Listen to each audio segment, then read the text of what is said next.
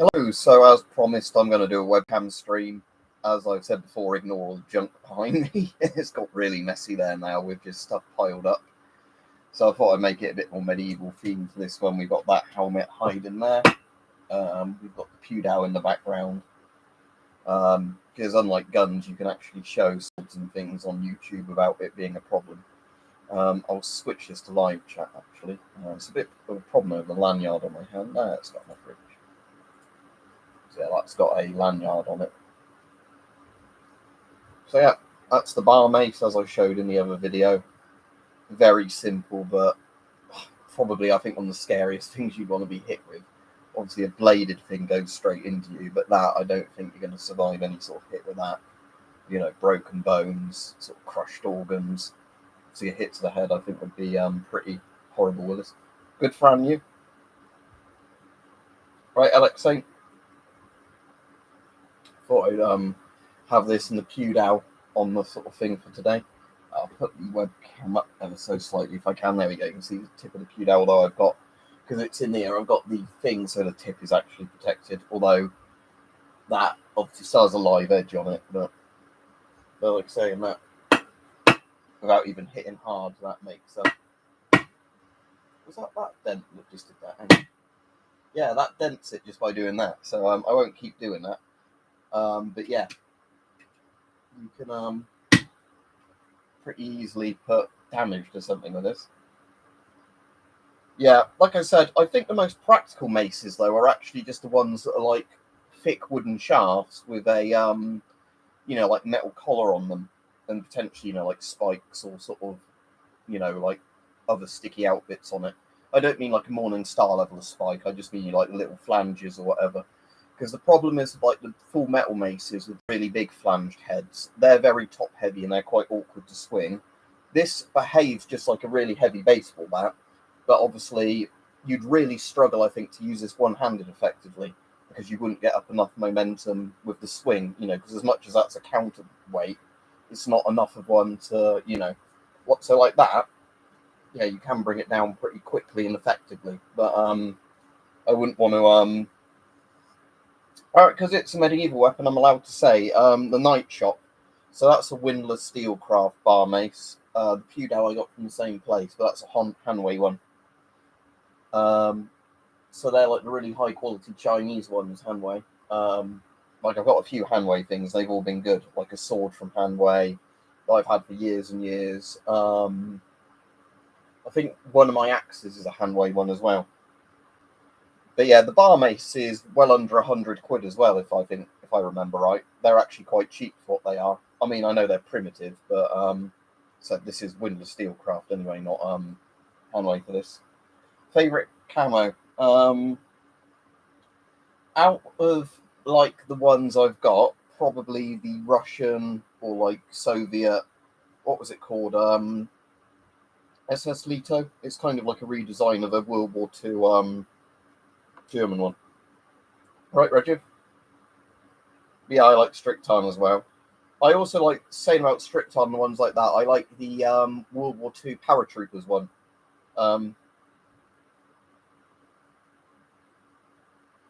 No, weirdly, Alex Saint, they can't. I have never heard of any issue with maces being considered on the same thing as batons. Because, like, with truncheons, you can still buy the old-fashioned truncheons, like I've got a couple of. I've got alpenflage shorts on, but you can't see those at the moment. But hang on. Can I get my knee up enough? Yeah, just about. There you go. I've got alpenflage actual shorts on. There you go. But yeah, the like the truncheons always seem to be like on the laws of them, the batons, always seem to be just like a straight stick of metal, essentially. So weirdly, the closest thing you'd get to that you can legally buy would be just like a dumbbell kind of stick, or like a barbell stick. But if you have any of the ones in theory that like have a shape like this, where they get bigger as they get to the thing, like the old-fashioned wood truncheons, or any of the kind of medieval maces or the fishing priests, they don't count. Can't read you. You're in a language I don't understand. But hello. But yeah, the like I said, the bar mace is pretty brutal. But like I said, I'd be interested if a company made one that was a bit shorter, let's say half the length. That might actually be more effective, I think. Alpenflage is not overpriced in the UK. You can get it for less than Fleckton, and it's pretty well made. Because again, when you talk about camos, there's both the camo itself, and if it's the proper military stuff, like not a reprint, it depends like how good the buttons are and the pocket layouts and stuff like that. And the Swiss stuff, like the German stuff, actually has really good like pockets and zips on it. Whereas some camos have absolutely shit, like field shirts and field trousers, that's absolutely shit, like pockets and zip layouts. But the Alpenflage ones has the proper metal poppers on it. Like the zip on the actual like groin bit's good.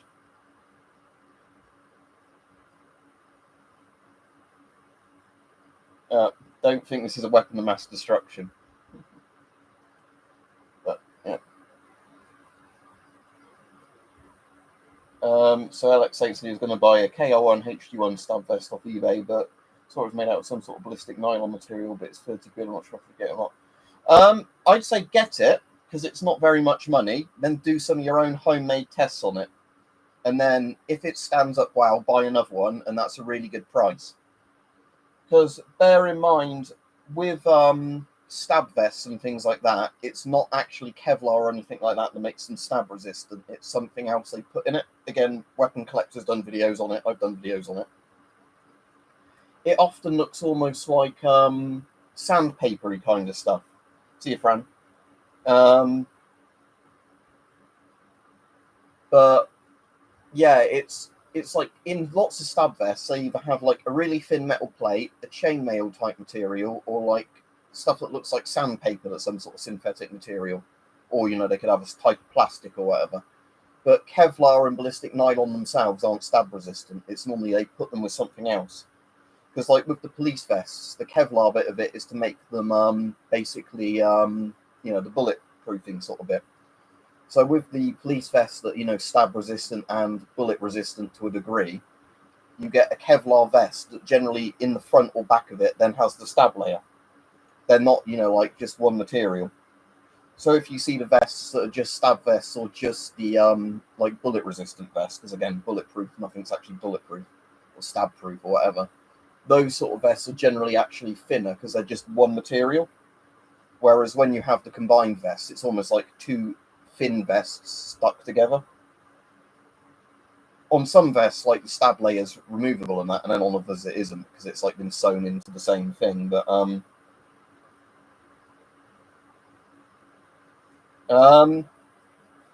I mean, in theory, you could have a rocket-propelled club, I guess, but ballistic nylon itself isn't really a shit material. The problem with ballistic nylon is that obviously it wasn't as good as Kevlar, but it was invented before Kevlar. It's not a bad material in itself. It just depends how it's being used. But I know in some things, ballistic nylon is actually harder to pierce than Kevlar. So yeah. Well, as in, like, they're going to make a new Call of Duty with really weird weapons in it. But anyway, let's get the Pewdow down, because that's quite interesting. That's actually, I'd say, probably lighter than this entire bar mace, the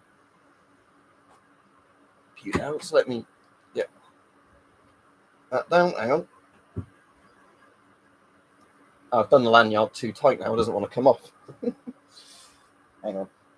So it's like the job of a lanyard done well, but it's not great if you quickly want to remove your hand from it. There we go. So I'll stick that in the background where it's visible. Oh yeah, another thing I never got round to doing a video on was this.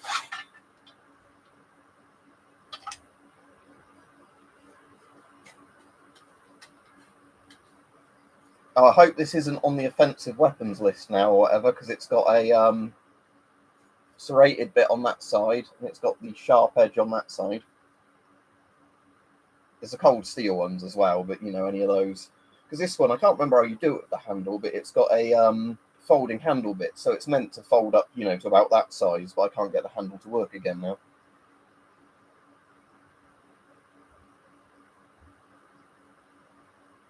Yeah, Trevor, again, it's, what's it, DuPont did lots of the things as well. Again, it's like I said, with lots of the really heavy resistant stab vests I've seen, they look totally different from like Kevlar type stuff, because again, it's the vests that are designed to be completely stab proof generally have like a panel of a metal or a plastic in them that's just quite thick, and the idea is that you literally can't punch through it even with, because again, if you watch the videos where they actually do the ratings tests on some of these things, it's literally like a hydraulic press type thing with a knife on it. So when you get the people, because I get them in my comments, they're like, "Oh, you're such a pussy, you can't stab through that vest." It's like some of these are hydraulic press rated to a certain thing with, a spike. So, it's no wonder I can't fucking stab through them. It's, I always find that funny when you get the people like, "Oh, you're so weak, I could stab through that vest." It's like, no, because it's a proper stab rated one, you can't. That's the point, otherwise it wouldn't be a stab vest. So yeah, that folds like that. And then I'm just trying to remember how the bottom bit folds. Oh, there you go. It's actually done it this time. First time it worked. But yeah, there you go. So saying this is quite neat, this thing. So you have like this that you can have in a little... Yeah, that's what I was saying, M-Kid. It worked fine first few times. It's working fine today, but I've had some times where I just could, for the, life or money, not get it to fold. But yeah. And yeah, you can just re-tighten the collar, can't you? Saying that's actually quite a neat little thing. It's just, I bought it ages ago and never got around to doing a video on it. Well, when it comes up to Halloween, it might be good to do a pumpkin test on this, because I think I bought it in a Christmas sale where a load of stuff was discounted in the camping shop. Yeah, like I said, the cold steel shovel I've got's really good. That's like a shovel that actually gets loads and loads of real use. Yeah, it is very light. That is, don't know what it would be, but it's well under a kilo. Again, although I don't think it's like a thing the UK police would like. This is literally designed to fold up and go in your car boot, or be worn on your waist with because it came with a little Velcro kind of pretty low quality one, on those little Velcro kind of sheath things. So you could wear it on your belt or just put it in your car boot, And I guess the idea is if you get stuck in snow, you can use it. But what the police would be like, "Oh, you've got that there to kill people." But again, it doesn't really have a stabbing tip on it. I mean, somebody could grind that into a tip, but this is obviously more just a general purpose, I think, like snow and mud shovel. But anyway, let's see if we can fold it back up properly again. So do that till we can fold that bit over. There we go. And then if this bit works again, pull it out. Yeah, I'm running into that problem again now where this bit doesn't want to actually... Oh, there we go. Then you've got, your little... All right, hi. All right, Helmet Productions. Yeah, I'll get that down in a minute. I was showing the bar mace earlier. But yeah, then it has basically a little satchel thing like this, where it's obviously just designed that you I think it's probably this way up. Yeah, you just have it in there like that. It's very dusty, but there you go. It's just got its own little a belt loop on it. So yeah, like I say, I wouldn't recommend if you're in the UK putting that on your belt though. I think you'd be in a whole world of trouble with that. But on you. Yep. Its length is not too stupid to actually have inside a room. Again, I've got the tip cover on at the moment, but right, Union Socialist Soviet Republics. But yeah, I've got no wobble issues with this or whatever. Obviously, because the only wobble you feel with this is that weird bit they put, I guess it's decorative, this bit. I kind of don't like that. I know it's obviously a decorative kind of thing, but that just gets in the way. And I obviously hate when you have a sword thing and you get that sort of noise because it keeps making you think, oh, there's a wobble in the blade, but there's not. It's the bit there doing it. No, I don't have a license for that shovel. Some of them you need to keep a light layer of oil or silicone on them, Helmet Productions. Normally it's more like if they're in a room that gets slightly damp and then warms up. So there's certain rooms I try not to store any of my DX in because they're worse than others in terms of, climate, if you like. Because where the summer gets really humid, I find that's a problem. But yeah, so yeah, there's that. So yeah, like I said, this is actually easier to hold than the bar mace. But what's actually quite nice is that is just a proper wooden hardwood handle under there. That's quite hard to see with the wrap they did on it. Yeah, I have got a katana somewhere. Hang on. if the katana is actually visible, it is. I just want to put that down somewhere where I'm not going to cut anything with it. I don't want to damage any surplus. Yeah, there's a katana. Again, katana is not my favourite sword, but there you go, that's katana. I definitely prefer Chinese swords to the katanas, but, you know, that's the katana. There you go. Yeah, although I suppose you can get them, can't you, in different lengths, height. So the weave knife might be like the really short, like Tanto-y style one. But yeah, like again, the katana is actually quite nice. It's just in terms of practicality, I massively prefer like, you know, European style swords or some of the Chinese swords. Even when we're not talking about steel quality, just stuff like is my falchion handy? Because I get out of it in this room at one point. But if the falchion's not handy, here we go. Although it has fallen behind stuff and I don't want to cut anything.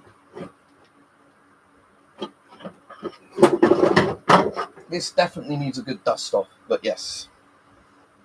A sword like this is a lot more practical in terms of actually functionality.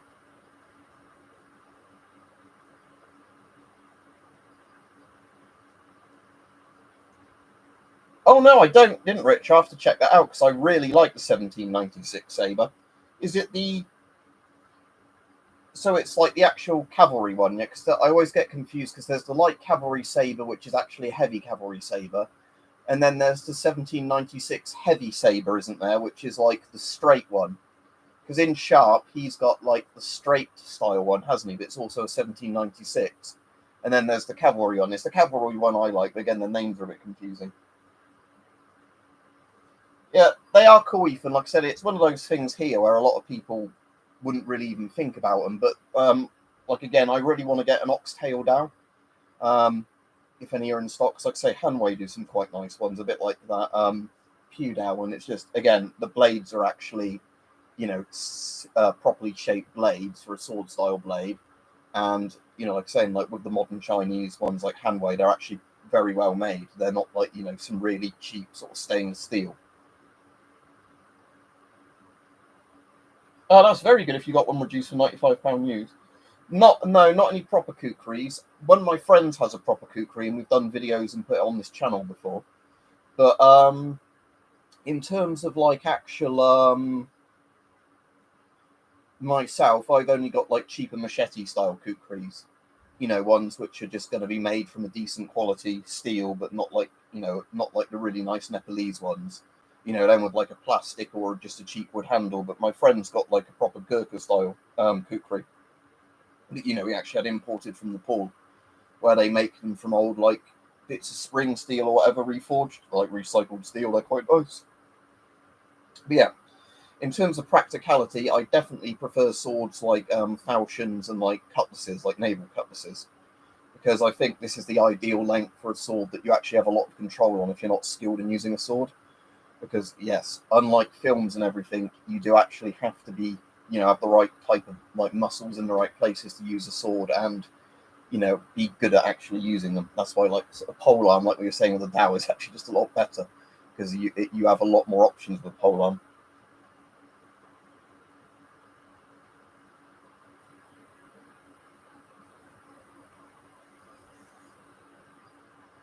Yeah, I need to actually have a check soon if they change the law and see what I need to get rid of if I do need to get rid of any of my knives and that. Because while I don't have any of those shitty zombie knives, I, you know, if their legislation gets creepingly more bad, I might have stuff that I need to get rid of.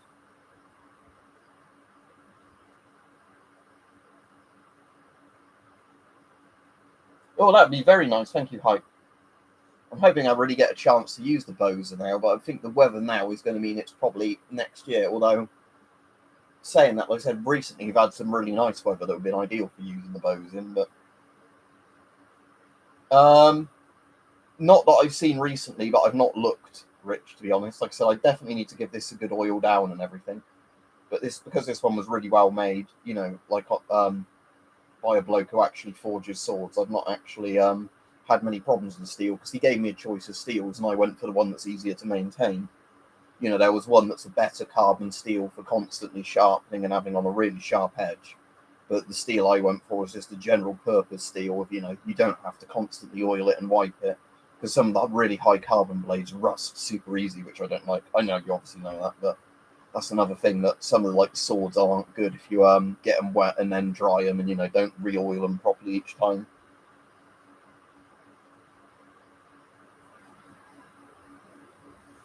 Right, in the corner there, I have a German-style halberd, but that's got a stupidly long pole arm, so there you go. That literally is from floor to ceiling, and you have to move it around in a room at an angle. So no, I'm not getting that down. I've done a video on it. The only other Swiss things I have, like military-wise, hang on a second, put the falchion down. Right, is, if I can get at this safely, because that blade is right there. Because I can't show the Sturmgewehr 57 itself, but if I can get at the bayonet catch, there we go. I've got some Sturmgewehr 57 bayonets, because again, they are really nice bayonets for the price. Like actually proper kind of blade bayonets. The style I really like, compared to a lot of the ones that are going out of fashion like that. And at one point in the UK, these were really cheap. They were only like, I think £40 for these sort of bayonets. Right, Nuclear Yorkshire? As in the SMG? No, I've got a PPSH 41. And again, because that's a DIAC gun, can't show it on the stream because that's against YouTube streaming policies now. But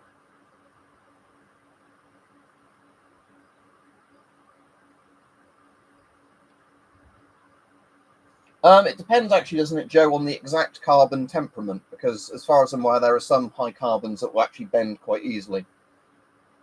So again, it depends on, like you're saying, it depends on exactly what you want to what you want the thing forged in. Because that's why certain tools have to be different kind of steel temperaments.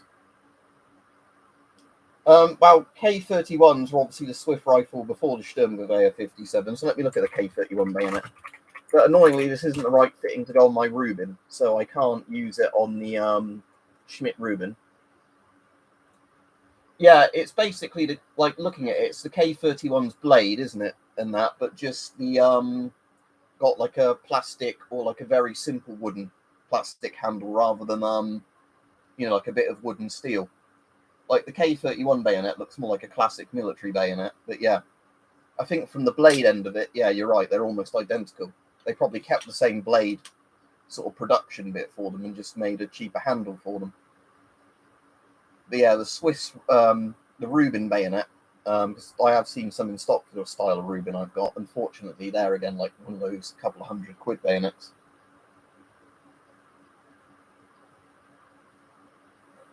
I have got them, Ethan, and you can see some of my videos on them, but again, can't show them on streams. Because again, YouTube policy is literally nothing gun related can be on the stream now. Saying that there's a barrel of something sticking up there, but I doubt YouTube will actually notice for that. And the AT4 in the background, they have no idea what that is, I've realised from the thing.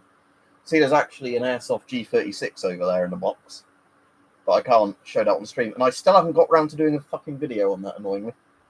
Despite the fact that that would technically be the best Airsoft gun I own, that one.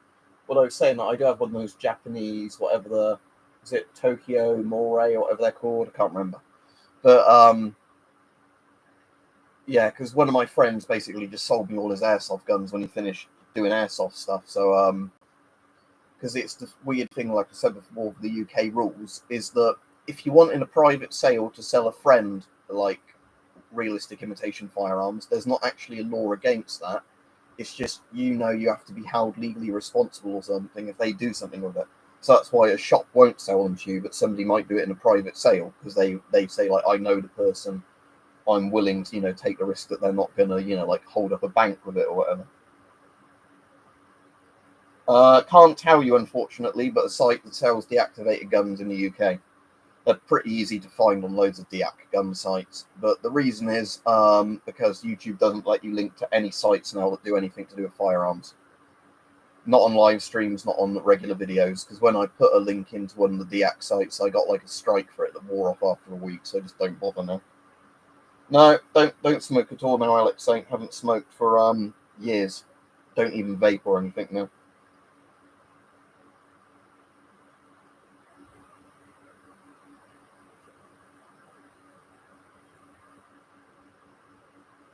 Yeah, like saying Rich, that's one of those things. Like I said, I wouldn't really know, in all honesty, on stuff like that. No, sadly, because as far as I'm aware, there's no reenacting stuff close to me. Otherwise, it would have been quite fun. Because there's some places I've been, like to the UK on holiday, and because they're like more in areas where lots of historical stuff happened, you get a lot more reenacting type routes. But where I am, I don't think there's anything really.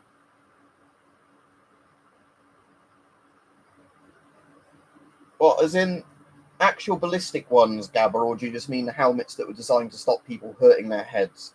Because if they're the ones designed to stop people hurting their heads, they're not really militarily good.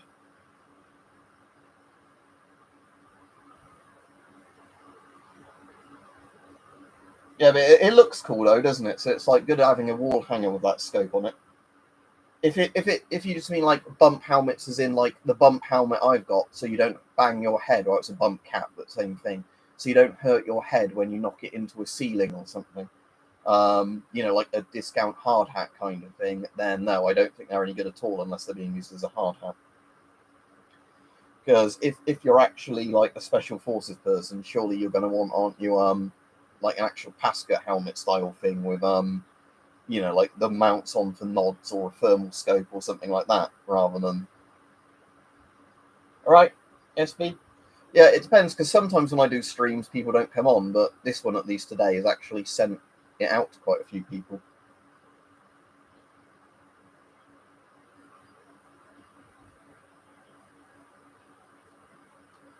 Yeah, I suppose that makes sense, but yeah, again, I suppose it really depends on what the use is. And again, for something like airsoft, that would make sense, wouldn't it, if you're doing it for airsoft?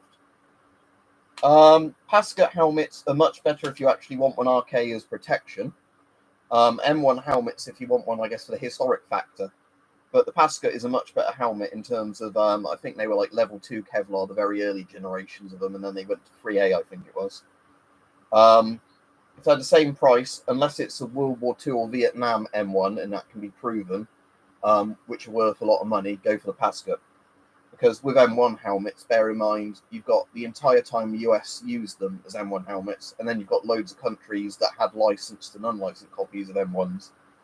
But the M1 fundamentally is just a steel bowl with a little, like fitting liner sort of thing in it. The M1 is a very good helmet for World War II, but again, it's unless you're getting it for the historical value, I'd get a Pasca because it's just more fundamentally useful. Then I go for the Pasca if it's an M1 from the 80s, because that's about the time the Pasca started in like 85 or whenever it was. I can't remember the exact year. Started like coming in to replace them.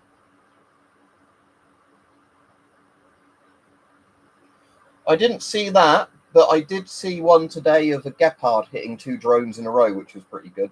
With the air bursting shells. All of the above, Slavic Cookie. You've been oiling your deactivated gun. That sounds dirty. But yes, I need to re-oil my falchion, saying that after this stream, give that a good wipe down, because like I said, it's not really rusted at all, but it's just got a lot of dust on it and stuff since I've last used it, because like I said, it's been one of those things that since I last ever held it up for a video or a stream, it's just been sat in the corner over there, getting cobwebs and stuff on it. And because that was one done by a smith, they didn't also make scabbards for them, they just literally made the blades and all that. So what I still need to do at some point is find somewhere that just sells universal style scabbards in different lengths. Because that way I could just get one that's the length or a little bit longer than the falchion, and then actually have a proper scabbard for it. But the problem is, because it didn't come with one, it just sits out in the open.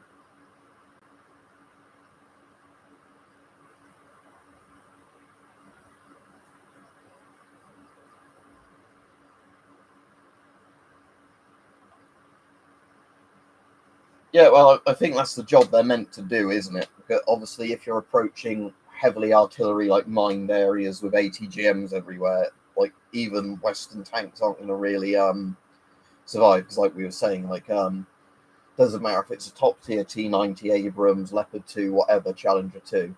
If you're in an area where your tracks get blown off and then you're peppered with artillery or ATGMs, the tank is eventually going to cook off because of the fact that there's just too much stuff being slung at it.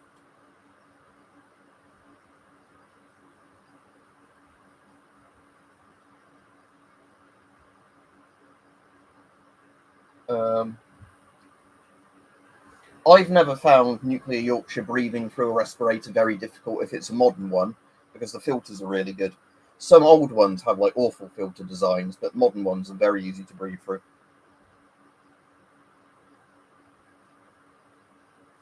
Well, it will still do the thing, an Abrams, of being, a good gun on a good armored, hull. So it will have the ability to, be a good tank. It's just obviously moving through minefields and stuff is difficult. But again, it's like I don't think Ukraine is really going to disagree with being given any sort of Western tanks or more Soviet like stock of tanks, because they still do the job of being tanks.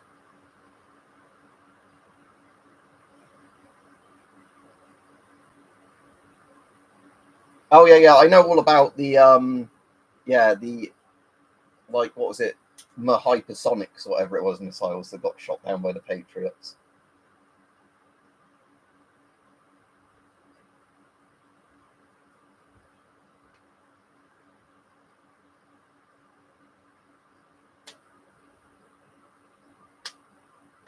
Yeah, again, all of them will have different weak spots, won't they? Yeah. But like I said, because now there's so many things of just drones that can fly into the roof of stuff or drones that can drop grenades, I think that's kind of changed people's idea of top armor. Because where before it was the idea that you'd have to just be really unlucky that a mortar or artillery shell would land on the top of your tank or airburst above it. Now it's basically there's so many little things that can drop a bomb on the roof of a tank.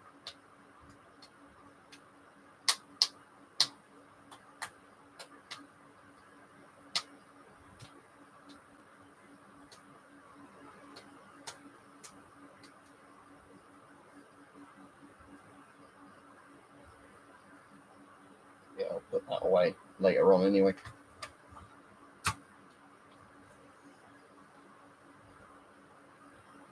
Isn't that after it's been launched off a jet anyway? As well. But yeah, I'll get that back out. Why not? It's got that nice little dragon sort of bit on the sort of handguard bit, whatever you want to call that. That's quite a big chopper on here. Yeah, compared to the size of my Falchion, how big is the blade? I know when I bought it, I had all the technical specs for it. I'm sort of interested in that.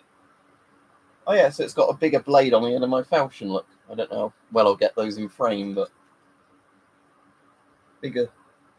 I know it's obviously a wider blade, but I didn't actually realise until this that it's a longer blade than the Falchion. Hopefully not. But again, if it's a full-scale global war, I don't know if you could have one of those now without it ending up going nuclear.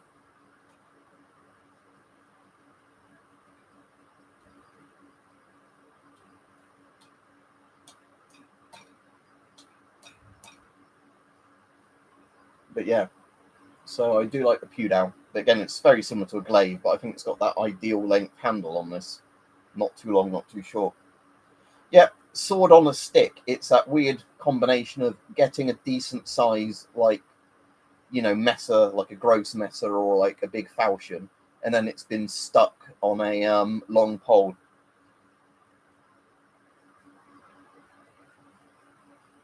Like I said, I like it a lot, but it's now made me want to get more Chinese swords. But yeah, you can certainly see the mass behind that compared to like a standard sword. Again, it's that weird ground, isn't it, between a big sword on the stick and a proper polearm. I can tell you where I got this because of the fact it's actually a sword, not a gun. So I got this from the Night Shop, but it's a Hanwei one. So Hanwei's that company in China that makes quite good like martial arts gear and swords. But the funny thing, Hype was saying when I was speaking to him about this the other day, and he's in the chat so he can confirm it. Apparently, in lots of China, you can't own these because of like the bladed rules on them, even though they're made in China for export. On Katana's SB, yes. Depends. On this, it's not got ray skin on. It's just on this got like fabric wrapped around a wooden pole.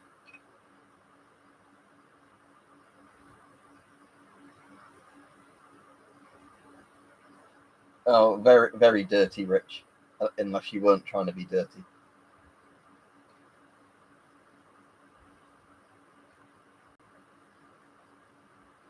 But again, yeah, swords this length I think are my personal favourite in terms of just their sheer practicality. And again, this has the good handguard on for punching people in the face.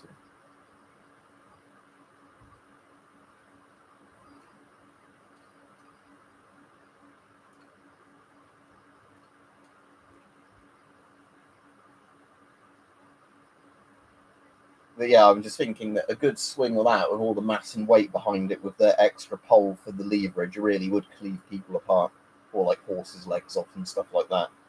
Because again, that's what pole weapons were designed for. They're like, actual proper, all-round infantry sort of fighting weapons. Whereas, lots of other things, like, because again, that's the thing where people keep thinking swords are like a primary arm.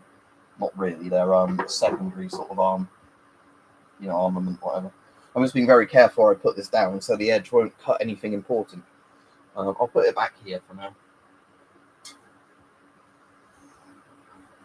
But yeah, this is like I said, got a it's very easy with this to just do that and go exactly where you want to go with it. And like I say, and the weight is actually quite nice on this, that you don't have to with one hand you could probably still use this quite effectively, but I'd obviously with a pole arm like this you'd probably want to use it like that once you've again, not wide enough camera to see what I'm doing. That is a big blade, but again, it's practical because again, it's designed so it's got the stabbing end of a pole arm and a big cleaving sword edge.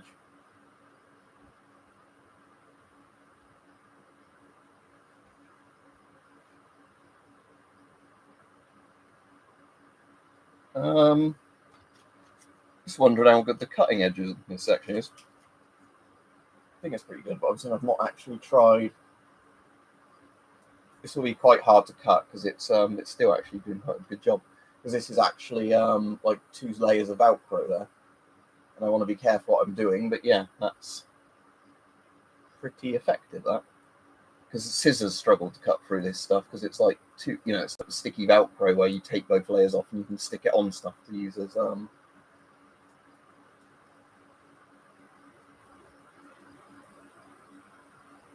But yeah, I don't want to push too hard because then my fingers go onto the blade like that. I don't know if the blade is actually sharp all the way along. No, I think it's mostly at the top end sharp. Yeah, oh, there we go. That was close. But yeah, it's quite a clean cut that's done, actually. Yeah, that's basically what it is. It's the Chinese equivalent of the glaive, I'd say. It's the closest thing I think I can think of to it as a glaive. But yeah, it's the idea of a pole arm with, just kind of like a sword head on it.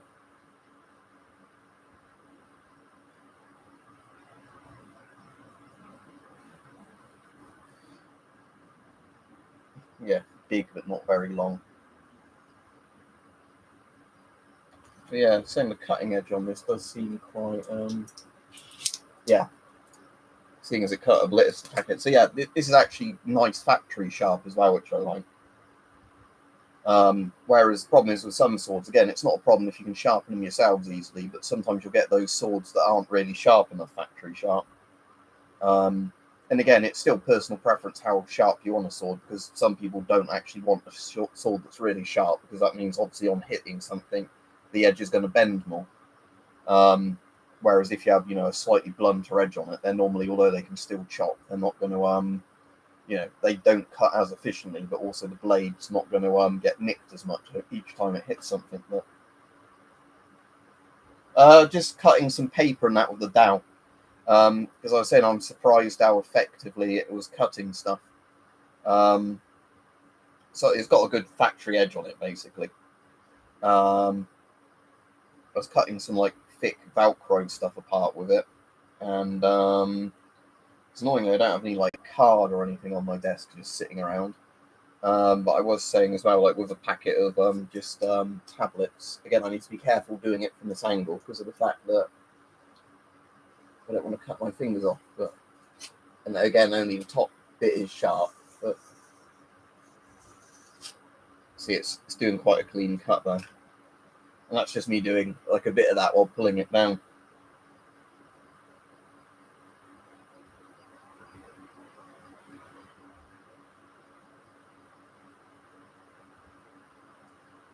Ah, right.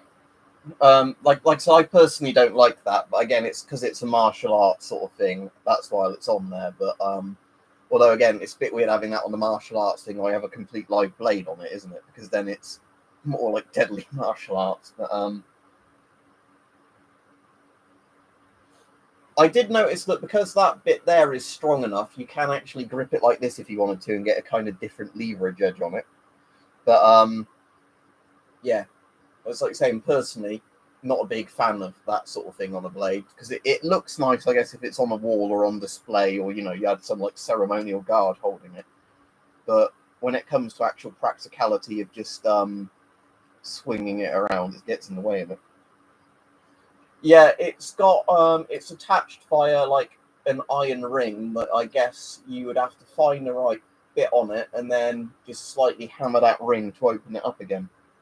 It's like, where not like a keyring ring, but it's like where they've got a ring and then kind of squeezed it shut. Yeah. Although most of the really good ones are made in Taiwan, actually, the crossbows.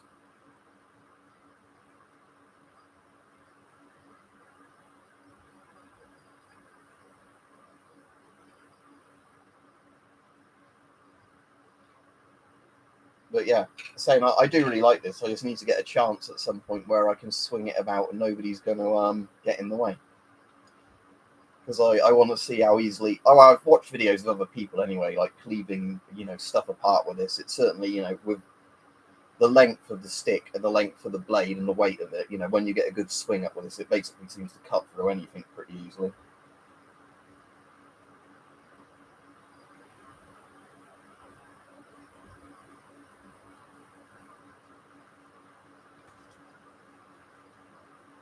But yeah, like I said, the balancing on this is pretty good. The balance is actually almost, I would say, pretty much there. Look, not maybe quite, but yeah, that's actually pretty good balance to have all that.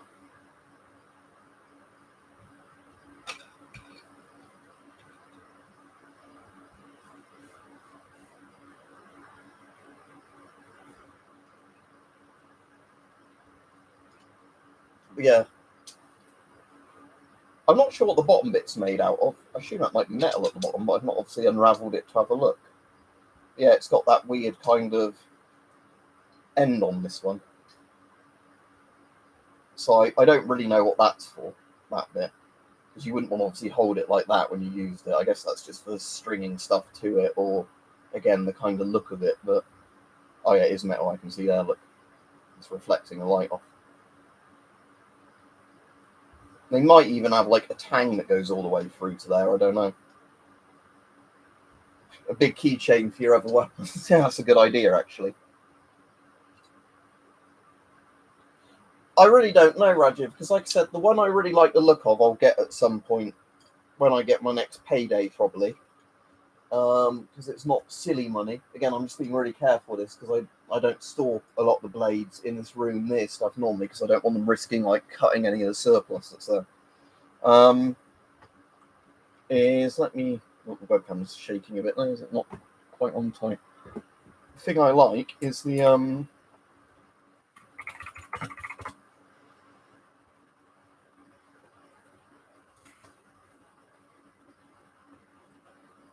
oxtail one. So here we go. Assuming this site isn't blocked by YouTube, this is the one I really like the look of out of the Hanway swords. Not enough storage. That's why again now and again I get rid of stuff. But there you go. That's the Hanway one I really like the look of.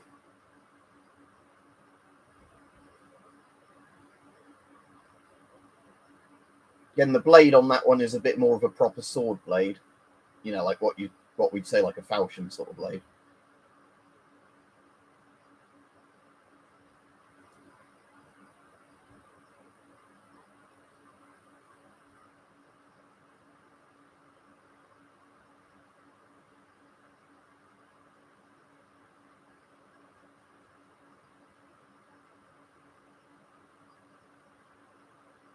But yeah, I mean, it looks like you can take that tassel sort of thing off the end of it as well, which I'd probably do if I had one, because that looks interesting for the first bit you have it. But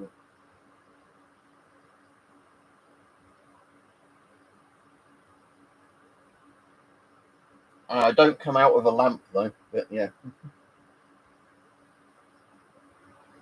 well, the swords and that, Rajiv. Yeah, normally what I do is if I've just handled them and they're a decent steel that, like, a bit of fingerprints on them isn't going to damage them, I don't bother oiling them for that. But what I normally do is, say I've done a video where I've chopped up like pumpkins or anything like that. After that, I first get some kitchen roll and wipe the blades essentially clean. Then I put like a layer of either I've got some proper sword oil, but I'm running out of that. But I found on most of them you can use stuff like the silicone protector you'd use on a lot of guns, and that's absolutely fine. But yeah, on a lot of the blades at least, as long as it's not a particular kind of carbon, you don't need to wipe them every time you've touched them. But I have found of a couple of swords and that which are a bit annoying, that they're a certain kind of like carbon steel that even like the salts in your fingers, if you've touched them, they then need to be oiled. So I prefer the blades that aren't that kind of carbon, because I'm not going to be making enough use of them that I actually care about the other qualities of the steel to such an extent that I'd rather have something that doesn't rust if I touch the blade and then forget to wipe it. But yeah, I don't mind a bit of weathering over time, cause like when you get a bit of a patina on something, because that kind of can't be avoided, especially if the top layer of steel eventually gets worn down a bit. But yeah, it's a difference between like natural looking sort of surfaced damage you get over time versus something that just you see fingerprints or sort of bits of rust on. Or what's the smartphone done?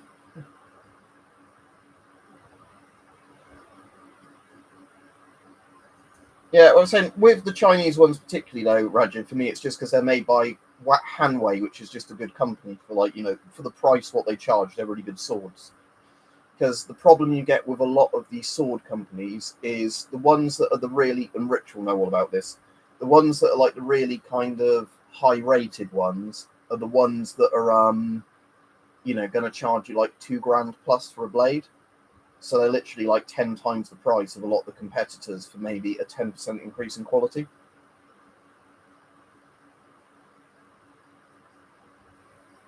Well, and is it because the chips are made in China they don't trust it or whatever? Um, but yeah, what was the example I was just thinking of with the because like with the bar mace, that's windlass steelcraft, which is in India. And again, I've only had a problem with one windlass thing, and I think that's just the general design I didn't like more than anything.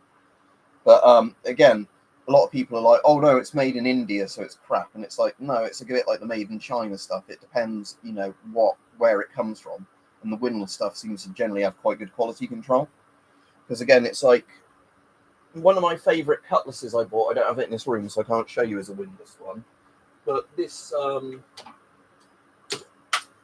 is a good example. So this is a windlass one, right? So the blade on this is absolutely fine. This is a windlass cutlass. So this is made in India, and again, it was like 10% of the price, than a lot of the other ones were, other manufacturers, even though it's the same sort of quality steel and design style. But what I was going to say about the things is the blade on this doesn't require that much maintenance. But you'll notice there's lots of rust, look, hand-shaped prints of rust on the scabbard. Because weirdly, the outside of the scabbard is made from a much more prone to rusting steel than the blade. See all that?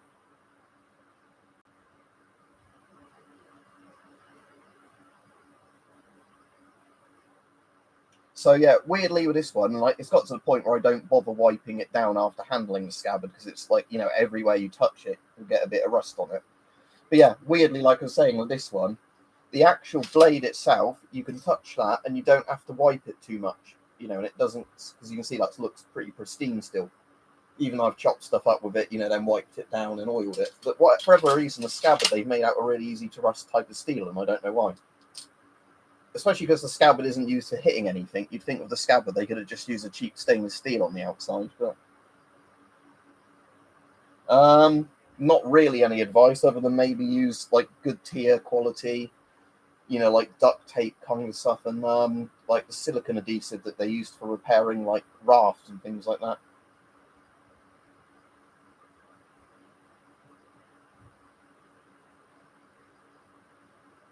It's still interesting though, yeah. So it's what more just they don't like the competition of it.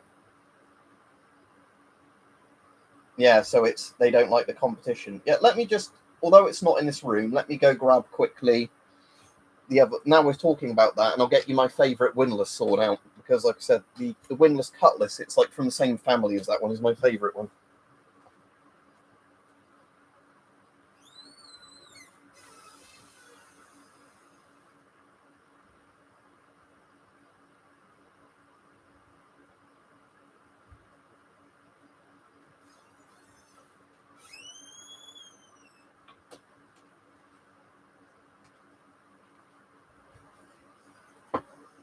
So yeah, this is my favourite of the windlass ones I've got, and that's a windlass US style naval cutlass from whatever period of time it was from. So again, very similar handle and like wire wrap style to the other one, but a cutlass. And by the way, that isn't rust on that one. That's just where again it needs a bit of a wipe down. Um, but yeah, the wire handles are good, and again, the clamshell style guard means you can actually punch with it, and it does protect your hand properly from incoming blows. But yeah, it's the same, the proper style guards. And I actually really like the scabbard to this one because of the fact that most of the scabbard isn't metal on this one. Most of it's just thick leather. And then you've just got the like metal bit at the top and bottom, to stop the blade poking out the bottom, and to give it a better thing at the top. So that's also why sometimes this looks a bit dusty after you take it out because it leaves a bit of the leather on the blade. Yeah, out of all the swords I've got, this and the falchion are my favourites in terms of practicality. Now, both are right-handed, so this makes this a bit awkward to show, but the falchion's got stuck on something. Off you go, guess on a strap. Off you go. Come on. There you go. But yeah, for me, these are the kind of ideal sword lengths for like what I'd like. And again, both for that same design of, can chop and stab, normally a single edge.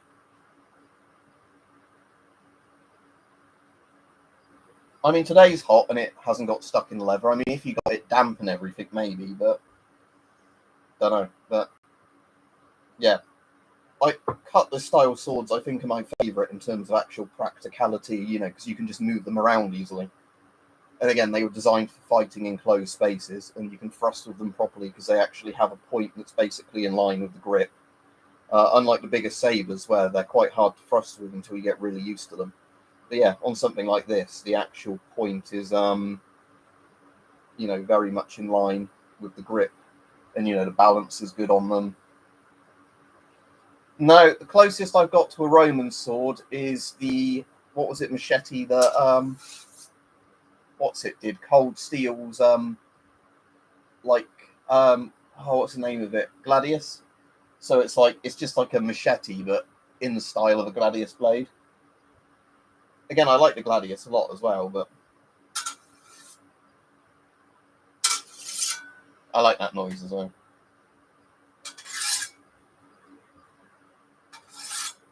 I won't do that too much because obviously then you have to resharpen the blade, but yeah, proper steel on steel noise. And again, like we say, I don't know if we were saying this earlier, you always want a bit of wobble in your sword blades because that means they're tempered to actually bend on impact to not shatter. I've not got any proper kukris. We were on about this earlier. I've got like a decent like garden machete style kukri, but one of my friends, and I've got videos on it, this channel has like a proper Nepalese style one.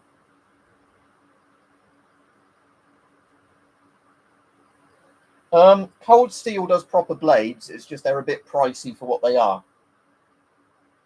And with the Cold Steel stuff, the main complaint I see with Cold Steel is more that people don't often say a lot of the things don't look like the historical swords they're based on. They're built to be more kind of like durable and sort of smacked around a bit, so they take a bit of liberty with some of the designs. But everything I've had out from Cold Steel, I've never had a problem with in terms of like it's going to fall apart or whatever. I'm sure with any of the companies you can still get, like bad items now and again, then you contact customer services, get a refund or a replacement. But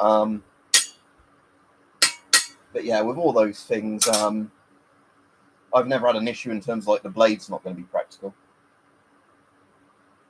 Well, again, it depends what spring steel it is, because some spring steels are good for swords. Again, it's like all the conversations we were having earlier in the thing.